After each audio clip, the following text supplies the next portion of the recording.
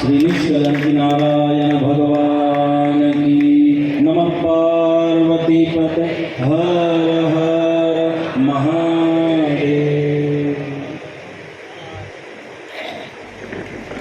ओम श्री गुरुवे नमः। सबके हृदय में चैतन्य स्वरूप से विराजमान परम कृपालु परमात्मा को प्रणाम करता हुआ उपस्थित आप सभी दिव्य आत्माओं को सप्रेम जय गुरुदेव।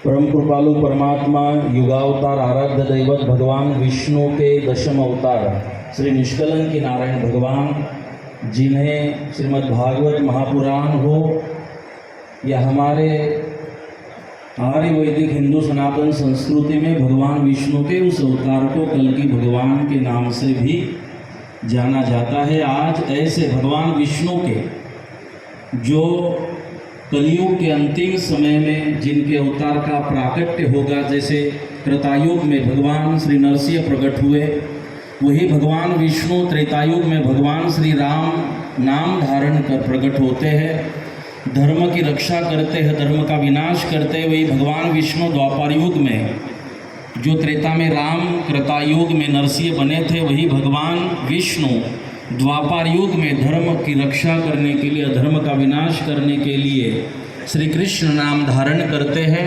कृतायुग में श्री नरसिंह भगवान, त्रेता में श्री राम, द्वापर युग में श्री कृष्ण।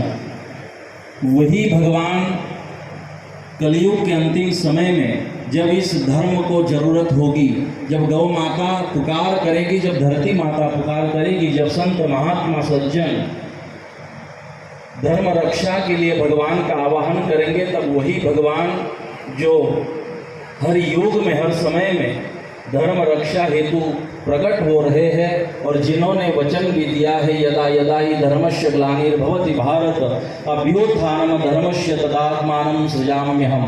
और कौन सा काम करने के लिए भगवान ने कहा, मैं आऊँगा परित्राणाय साधूनां विनाशाय च दुष्कृतां धर्म संस्थापनार्थाय संभवामि युगे युगे, कि मैं हर युग में अपने अवतार को साकार स्वरूप में मैं अवतरित होकर परित्राणाय साधुना, साधु सज्जनों की धर्म की रक्षा करने हेतु, विनाशाय च दुष्कृताम, और जो दुर्जन है, जो दुष्ट है, जो अधर्मी है, उनका विनाश करने के लिए हर युग में मेरा अवतार होता है। उसी तरह उसी श्रृंखला में जैसे भगवान ने, वैसे तो 24 अवतार भगवान के माने जाते हैं, अब तक 23 अवतारों का प्राकट्य भगवान कर चुके हैं, जिसमें 24 अवतारों में मुख्य 10 अवतार माने जाते हैं। तो 24 अवतारों में 24वां भगवान विष्णु का अवतार, और मुख्य 10 अवतार में गिनती करें तो 10वां अवतार जो कलयुग के अंतिम समय में प्रकट होने वाला है।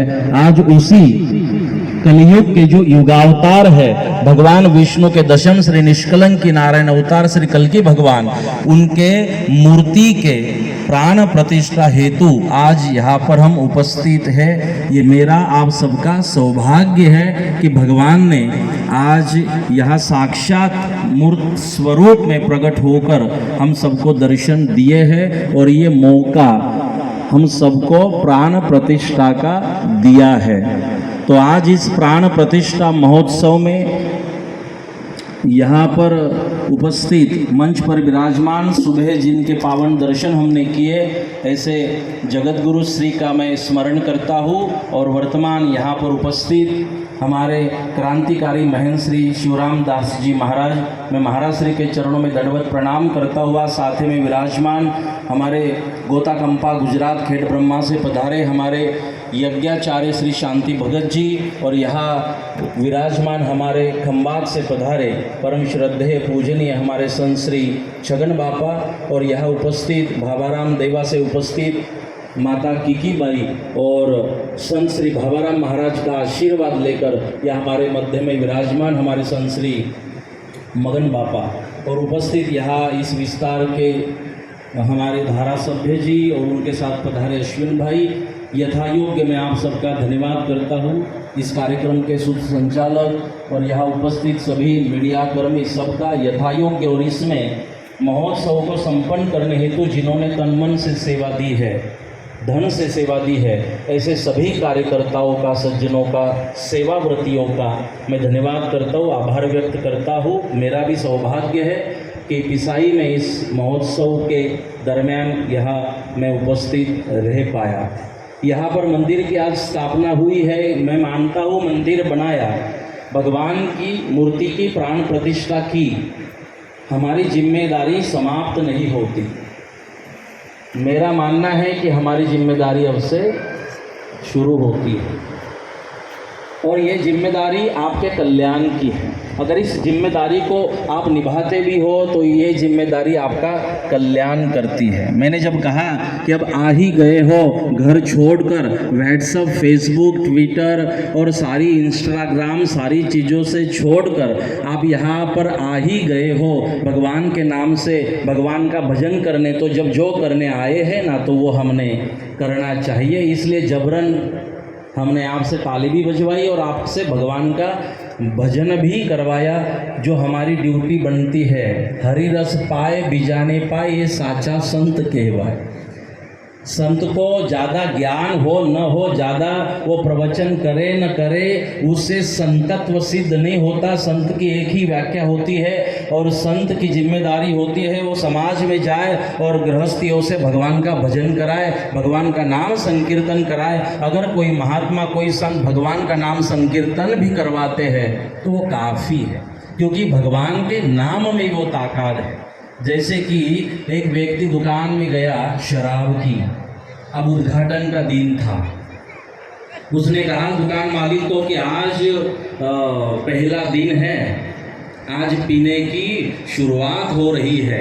तो दुकान मालिक ने कहा कि वो देर कर दी, जल्दी आ जाता तो उतना नफ़ा मेरा हो जाता, मेरा फायदे में रहता।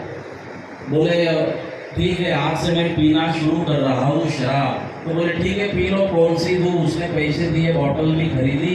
जाते जाते दुकान मालिक को पूछने लगा कि मालिक आज पहला दिन है, पहली बार पी रहा हूँ, जरा बता भी तो पीने के बाद चलते कैसे हैं, वो आँख कैसे करते हैं, वो फेस के ऊपर जो भाव रहता है वो कैसा लाते हैं, वो भी तो सिखाओ, क्योंकि पहली बार पी रहा हूँ।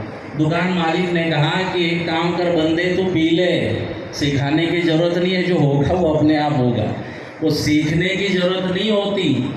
इसी तरह जब हम भगवान के नाम को लेना, भगवान के नाम को लेना नहीं, भगवान के नाम को गोपियों की भाषा में कहूँ, जो रास पंचोध्याय में गोपी गीत में श्रीमद् भगवद गीता के 10वें स्कंद में गोपियाँ वर्णन करती है, भगवान के नाम को लीजिए मत, भगवान के नाम का रसपान करिए, भगवान के नाम को चखिए, पी जाइए भगवान के नाम को। जैसे दवाई खीसे में रखने से बीमारी ठीक नहीं होती, जब दवाई पी लेते हैं ना तब बीमारी ठीक होती है। इसी तरह गोपियों ने कहा कि भगवान के नाम को आप पी लीजिए, जब पीना शुरू कर दोगे ना तब बीमारी ठीक होगी। और बहुत बड़ी बीमारी से हम जा रहे हैं। हमारी सबसे बड़ी बीमारी है पुनरपि जननम पुनरपि मरणम।